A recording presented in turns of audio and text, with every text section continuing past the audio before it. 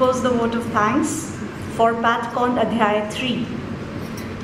First and foremost, I extend my gratitude to our respected Principal and Dean, Dr. Ashutosh Gupta, who is not with us here today, but his enthusiasm and his encouragement never fail to motivate us.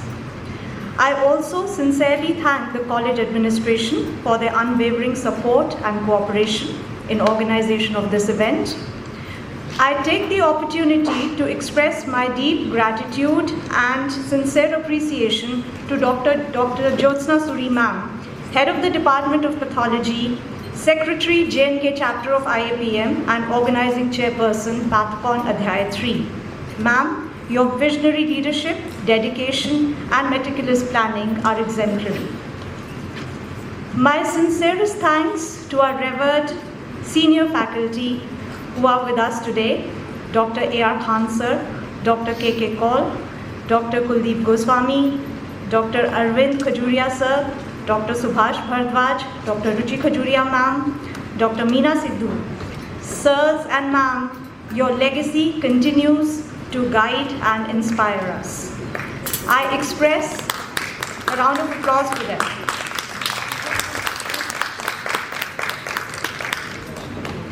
I express deep gratitude to all our speakers for their insightful and academically enriching. Anil ji, Rahul ji, Mukesh ji, Arshad ji. Photography section, Shri Anil ji. Sanitation staff led by Shri Ishtiyaq and our hospital security staff under Shri Surinder ji. Without your cooperation and support, this event would not have been possible. Finally, I thank each and every individual who contributed to making PathCon Adhyay 3 a success. Thank you all. I wish you all a wonderful day. Thank you. Good afternoon, everyone. On behalf of the Department of Pathology, I take this opportunity to welcome you all to this one-day CME. So, I'll be talking about stains and how are they important. For a pathologist, an accurate diagnosis is important and cytological staining plays an important role in that. And I'll also be touching upon the requirements of an ideal smear. For microscopic examination of cells, the smear should be thin enough to transmit light. It should be adequately fixed and it should be optimally stained. Fixation is a process in which there is chemical and physical preservation of cells. It prevents degeneration and maintains lifelike morphology. So it's a process of fixing the constituents of cells in a chemical state and partly in a physical state. Why do we need fixation?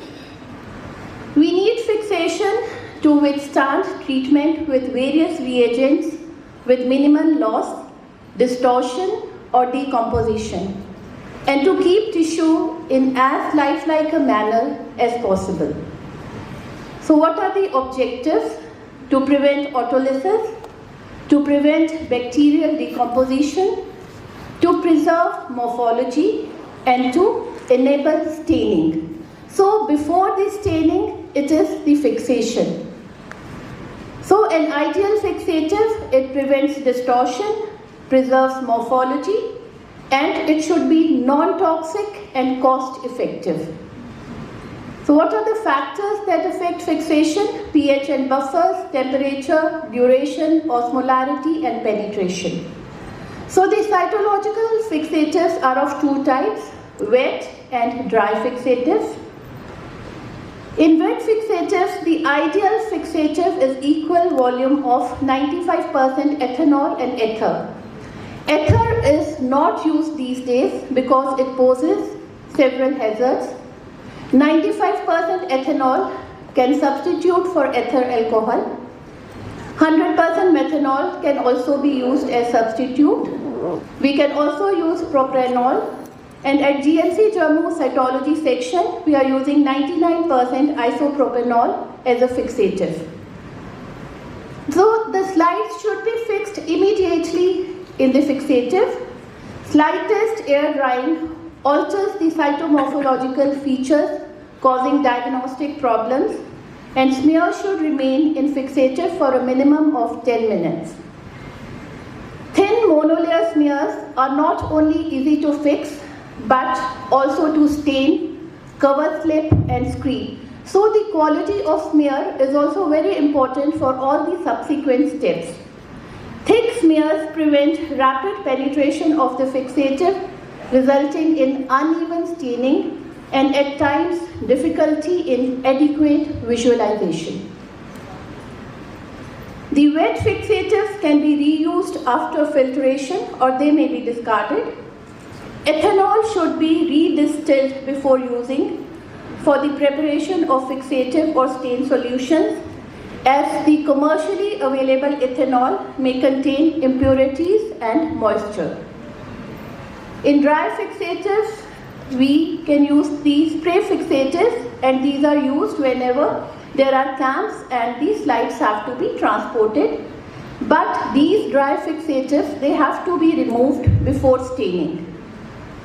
So these are major substitutes for wet fixatives. I've already told you for special situations like cancer detection camps. The ones available commercially are either aerosol or liquid-based preparations. They have an alcohol base which fixes the cells and a wax-like substance that forms a thin protective covering over the cells. The hairsprays can also be substituted as coating fixatives. However, we should always try them first on extra smears for standardization. When applying the spray, the bottle should be kept at least 8 to 10 inches away from the glass slide to prevent layering artifacts. The slide is then placed on the flat surface to allow it to dry, and it is necessary to remove the coating fixative from the smear prior to staining. So, how does the smear quality affect the type of staining and the eventual smear that we get for reporting? The thin smears are ideal. They are monolayered. They give us uniform staining and clear nuclear detail. Whereas the thick smears are artifact prone. There is overlapping of cells. The staining may be patchy and the chromatin is obscured. So how do we define staining? It is a process of dye-tissue interaction, and it enhances the contrast. It is the process of giving color to different cell and tissue components to increase the contrast of cells. Stains are chemical substances that are used for staining. Biological staining is the union between a colored dye and tissue which resists simple washing. The dye gets attached to the cell component by electrostatic bonding, van der Waals forces, covalent bonding, and hydrogen bonding. So there are few key terminologies that you PGs should be aware of. What do we mean by these terms? Acidophilic, basophilic, mordant, bluing, and metachromasia. So, tissue, cells or parts that stain with acid dyes are acidophilic. The cytoplasm contains basic proteins and it attracts acid dyes like eosin. Ripening is the process of oxidation of hematoxylin by natural or chemical methods, converting the hematoxylin to hematine, which is the active form for staining. The hematine gives color to the dye by combining with the mordant. Mordants are the salts and hydroxides of divalent or trivalent metals which help in attaching a stain to the tissue. Examples are salts of iron, molybdenum, tungsten, aluminium, copper or lead. A mordant is a metal with a valency of at least 2. It attaches to the dye by covalent or coordinate bonds. So So what do we mean by bluing? It is a crucial pH dependent step of staining that converts the initial soluble red-purple hematoxylin nuclear stain into an insoluble, stable, dark blue-purple complex. It uses weakly alkaline solutions to neutralize the acidity after differentiation, ensuring sharp, crisp nuclear detail. So the types of staining that we use in our cytology section are of two types, the progressive staining and the regressive staining. So in progressive staining, a fixed smear is stained with a dye until such time as only the desired structures are stained. In regressive staining, we overstain the tissue structures and then we exploit the different avidities of various tissue groups for the dye. The dye is selectively removed from the unwanted tissue groups either by simple solution or by reversing some of the factors which are involved in dye tissue affinity. This process is called differentiation. What is metachromasia? Certain tissue components stain a different color from that of the original dye, and this change in color of the dye is due to polymerization. Orthochromasia is when the dye colors the cell with the same color, and polychromasia is seen when stains are mixtures of dyes and each retains its own color, like the Giemsa stain. An acid dye has an acid component which is colored and a base which is colorless, and this stains the basic components of the cell. A basic dye has a base which is colored and the acid part is colorless, and this stains the acid components of the cell. So one important term is the color index number. It is a specific number used to refer a given stain that has been certified by Biological Stain Commission. Why we need this? Because the names of the dyes, they vary from region to region and country to country. So coming to Pabst stain, an overview. Gold standard cytology stain.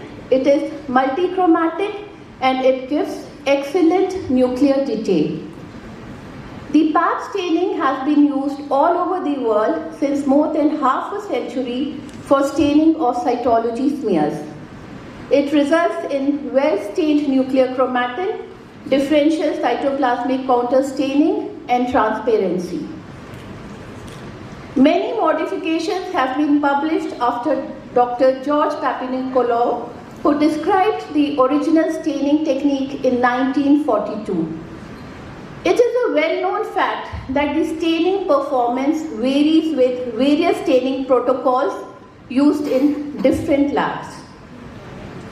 So what is the principle? There is dye competition, and its constituents are hematoxylin, OG6 and eosin azure, and it gives nuclear and cytoplasmic differentiation. Pabst stain is a polychrome counter stain method based on dye competition in the cytoplasm combined with a nuclear hematoxylin staining. It consists of nuclear stain hematoxylin and two cytoplasmic stains OG6 and eosin azure 36. Hematoxylin is the most widely used nuclear stain. It is commercially available in an amorphous brown colored powdered form, which is extracted from the heartwood of Central American logwood, Hematoxylon compycianum. It itself is not a dye. It has to be oxidized to hematine, which is the actual staining component. The natural oxidation process of hematoxylin in aqueous solution takes place gradually over a period of time, but it may be achieved instantaneously by the addition of oxidizing agents like sodium iodate or mercuric oxide.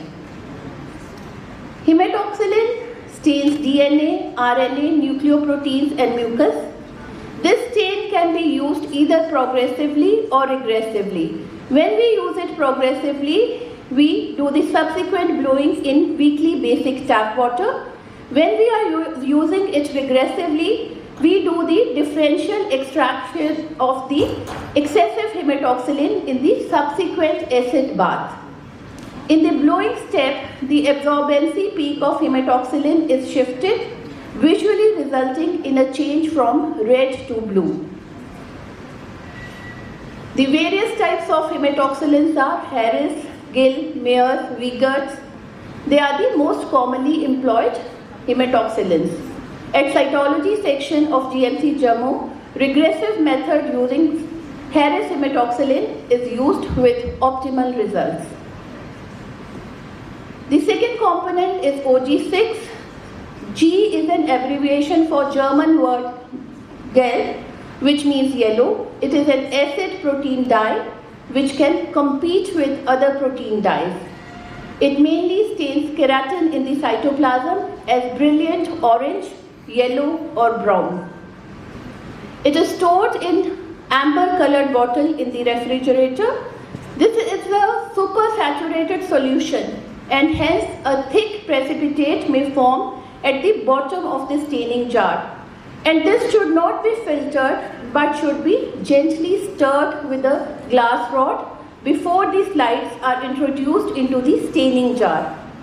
The stain can be replenished daily to maintain satisfactory results. The next component is Eosin Azure 36. It is a polychrome stain containing light green SF, Eosin yellow and Bismarck brown. Eosin yellow stains the mature cells, and the word eosin is derived from the Greek word eos, which means dawn.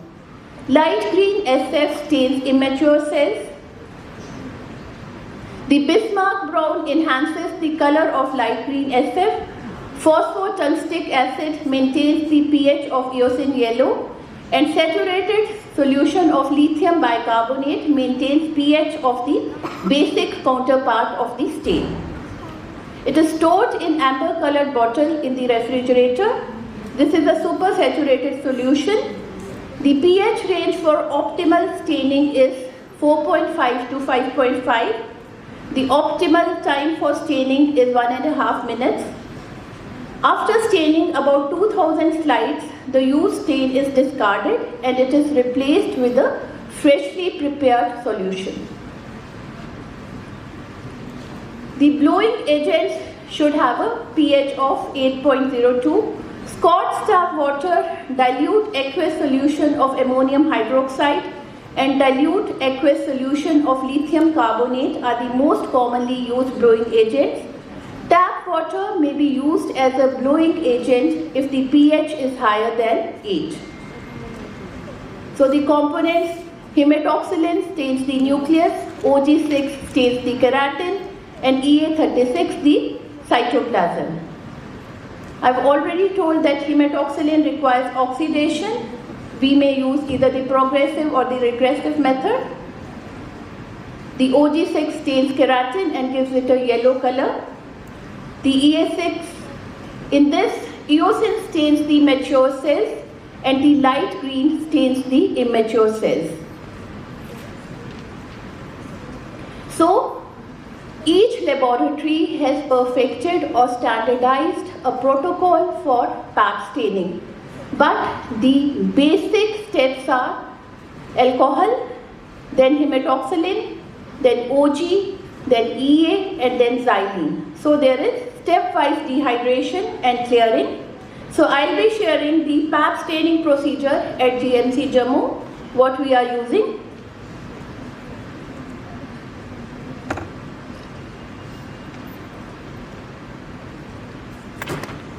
So before transferring these slides from 95% ethanol to hematoxylin, the slides are passed through descending grades of alcohol as the nuclear stain is water-based.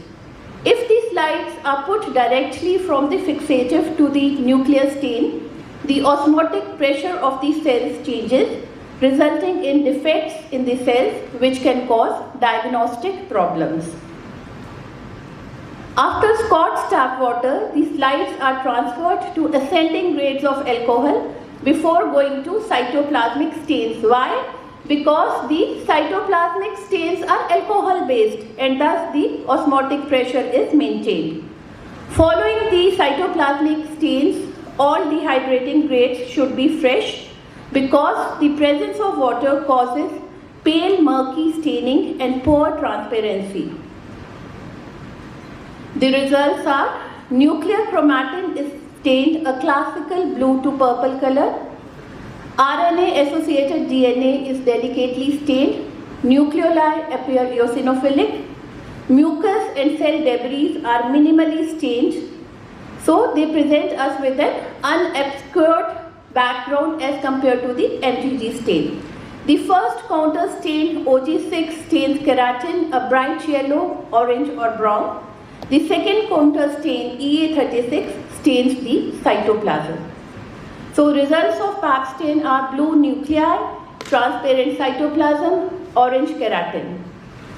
So I have shared a few microphotographs. We can see papillary carcinoma, thyroid, which is showing beautiful intranuclear inclusions. Then this is a photomicrograph of squamous cell carcinoma of cervix. Then malignant melanoma, we can make out the large inclusion like nucleoli.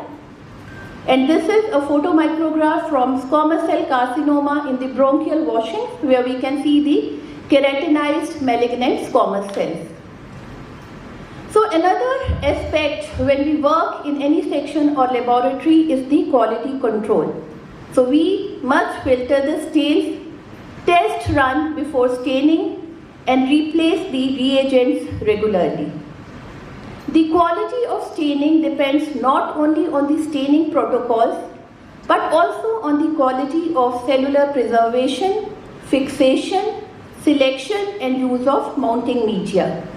The ideally stained cells present a sharp contrast image. Nuclear staining should be precise and controlled without any artifactual hyperchromasia. The parachromatin should be clear and not muddy. Nucleoli should be red rather than masked by hematoxylin. The counter stain in ideally stained cells should be sharp and clean. In a smear containing squamous epithelial cells, at least 3 colors should be seen: pink, orange and green. There is a rapid PAP stain which gives us the results within 5 minutes and it is used in intraoperative and rapid settings. So a word about destaining and restaining procedures. Many times when we come to the reporting table, we see that the slide has not been stained satisfactorily. So what to do? If the slides have not been stained satisfactorily, they can be destained and restained after the removal of the cover slip. You have to mark the upper and lower edge of the cover slip with a diamond pencil. Why we do this? Because it helps us to note the well-preserved area. Remove the cover slips by soaking the slides in xylene till the cover slip falls off. Transfer to a jar containing 95% ethanol for 1 to 2 hours. Place the slides in 1% acid alcohol till the smear is completely colorless. It may require a few dips to about 1 minute or even longer. Wash slides gently through running water so that all traces of acid are removed. Place the slides in 95% ethanol and then stain by routine PAP stain. So once we get the smears that have been fixed with dry fixatives, so what do we do? The rehydration procedure may be used for inadequately fixed smears. It must, however, be noted that squamous cells may be restored to considerable extent after rehydration, whereas the cells of the glandular type, they will suffer irreparable damage. So place the air-dried smears in 50% aqueous solution of glycerol, rinse the slides in 95% ethanol and then stain them by routine staining. Many times we get these slides which have air bubbles. So if air bubbles appear on the mounted smear, it has to be remounted. With a diamond pencil, mark the upper and lower edges of the cover slip. This helps us to note the well-preserved smear area. Remove the cover slip by keeping the slides in the xylene till the cover slip falls off. Remount the smear on a new cover slip. The next stain is the MTG stain. It is a Romanowsky stain and it has eosin and methylene blue. In 1891, a Russian scientist, D.L. Romanowsky, first prepared a mixture of eosin and methylene blue, which was used to stain malarial parasite in blood smears. For this reason, all stains containing eosin and methylene blue have since been known as Romanowsky stains. In 1902, Leishman and Wright used methanol as a fixative prior to staining. In the same year, Gustav Jimsa improved the technique by standardizing the dye solution and adding glycerol to increase the stability. Leishman, Wright and Jimsa are the most commonly used neutral stains for the routine staining of blood smears. What is the principle of MTG? A neutral dye is a colored salt formed by the combination of an acid and a basic dye. The acid, basic as well as the salt component of the neutral stain can react with cell components. Because of this threefold action, a neutral stain can produce a very useful differentiation of cell components in one staining. May-Grunwald dye is the oxidized methylene blue or methylene azure, which stains weakly if used alone. It has the ability to combine with eosin. Combination of MT and Jimsa gives excellent morphology. So eosin, which is an acid, methylene blue, which is a base, gives rise to eosinate of methylene blue. And the types of samples that are stained by MTG are CSF, serous fluid, FNA and imprint smears. For Jimsa stainings, the smears should be monolayered and air dried. So in our lab, we do the preparation of working Jimsa in a 1:9 ratio, that is 1 ml of stock Jimsa and 9 ml of distilled water. It is a neutral dye interaction which gives a Romanowsky effect, which is a triple staining effect. It is used on air-dried smears which are methanol fixed. First we stain with May-Grunwald, then Jimsa. So cover the air-dried smears with working May-Grunwald solution for 10 minutes, then we wash in tap water. Then we cover the smears with working Jimsa stain for 10 minutes and wash with tap water. So 10 minutes MG, wash in tap water, 10 minutes Jimsa, then wash in tap water. So these are a few micro photographs of smears that have been stained with MTG. This is a micro photograph of carcinoma breast stained with MTG. This is a micro photograph of metastatic adenocarcinoma in pleural effusion, again stained with MTG. So the important aspect is the troubleshooting part, because the procedures you will get in the standard textbooks. So how do we troubleshoot? If the staining is pale, check the dilution of stains, buffer, pH and the staining time. If there are blotches, change the methanol, use fresh methanol. If bacteria, 30 minutes. If the stain is poured on the slide, care should be taken not to dry up the stain, as it causes stain deposits and interferes with interpretation. In case the stain dries, to rectify, flood the smear with undiluted stain for 10 to 15 seconds and wash with buffer. Thin uniform smears give proper fixation and optimal staining. Always use fresh methanol for fixation. Methanol is hygroscopic in nature. It absorbs water and results in incomplete fixation. For optimal staining, working solutions should be prepared fresh every day. If the smear has to be made, first fix the smear in 100% methanol, dry and then mail.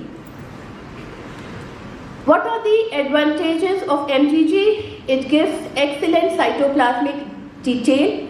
The background elements are visible. It has the limitation of poor nuclear detail and it requires expertise for interpretation. So, we see the contrasting features of PAP versus MGG. The primary use of PAP stain is for screening and epithelial cytology. It gives us the best nuclear details. The MGG stain for FNAC, body fluids, hematolymphoid organs, it is best for cytoplasm and background. In PAP stain, the fixation is wet fixation and always avoid drying the smear. In MGG, we always use air-dried smears and we do methanol fixation. The PAP stain gives us excellent crisp chromatin on nuclear details, whereas MGG is less crisp than PAP. The cytoplasmic details, we see transparent cytoplasm on PAP stain. It gives us a good differentiation, but MGG gives us excellent cytoplasmic details. We can make out the granules and the vacuoles which are present in the cells. The PAP stain has one more advantage, that it gives us a cleaner background, whereas MGG, the background and inflammation is better appreciated. In PAP stain, the metachromasia is minimal, whereas in MGG, there is prominent Romanowski effect and metachromasia. So how do we troubleshoot? If the stain is pale, it's a pH issue. If there is a precipitate, there is contamination. If the stain is deep, we are over-timing the staining. So how do we de-stain? With the help of a diamond pencil, mark the smear area, keep the slide in xylene so the cover slip falls off. Then we put the slide in equal parts of xylene and 100% ethanol, followed by 95% ethanol, then 1% HCl in ethanol, then again ethanol, and then we air dry and do the MGG staining. So chemical safety is also very important. We should observe it in our labs. We should all know that ethanol is flammable, methanol is toxic, and xylene is an irritant. So what is the take-home message? Fixation is critical. PAP gives us the best nuclear detail. MGG gives us the best cytoplasmic background detail. And remember, these are complementary stains. Thank you.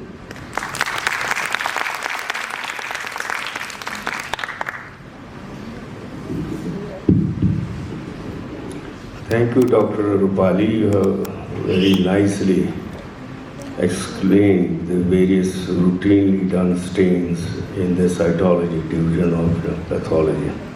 I think it is a good lecture note for all the PGs and technical staff.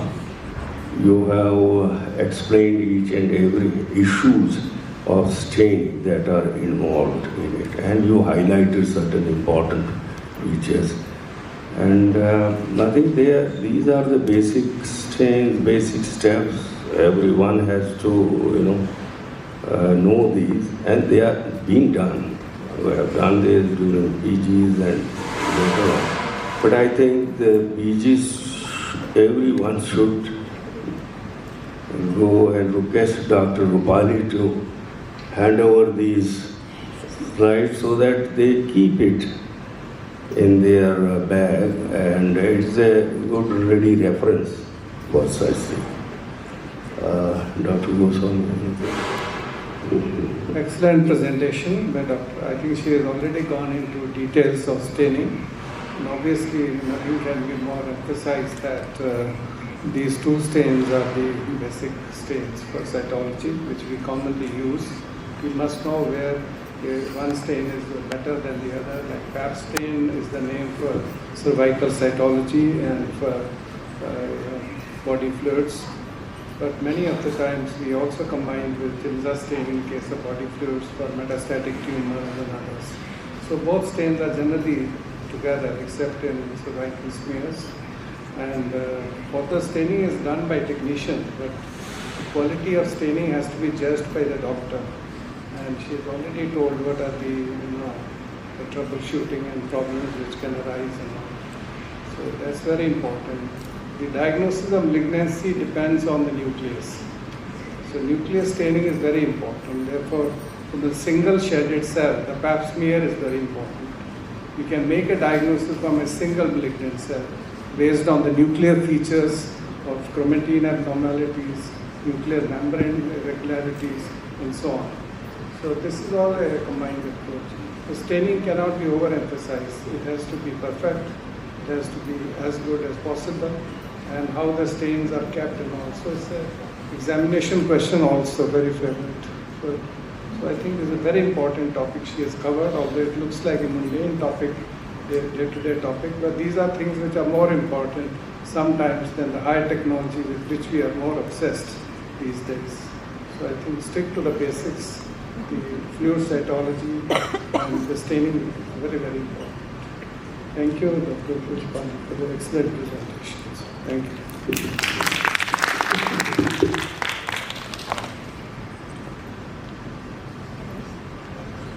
Thank you so much, ma'am, for this concise and insightful talk.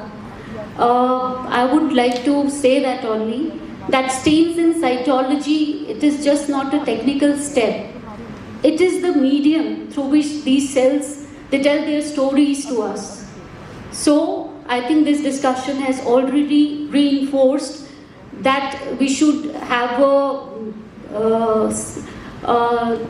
insight in choosing the proper stain, the utility of that stain, the pitfalls, and how do you troubleshoot those pitfalls for achieving the diagnostic excellence. Even if we are entering the era of molecular diagnostics, still the importance of stains, it is unwavering in diagnostics. It is a bridge that gaps between the morphology to the diagnosis being made by the pathologist sitting under the microscope. Thank you so much, ma'am, for such an insightful talk. Thank you, ma'am.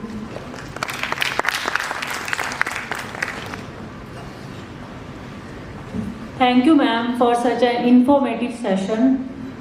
I now request the chairpersons to kindly felicitate our speaker, Dr. Rupali Bargotra, ma'am.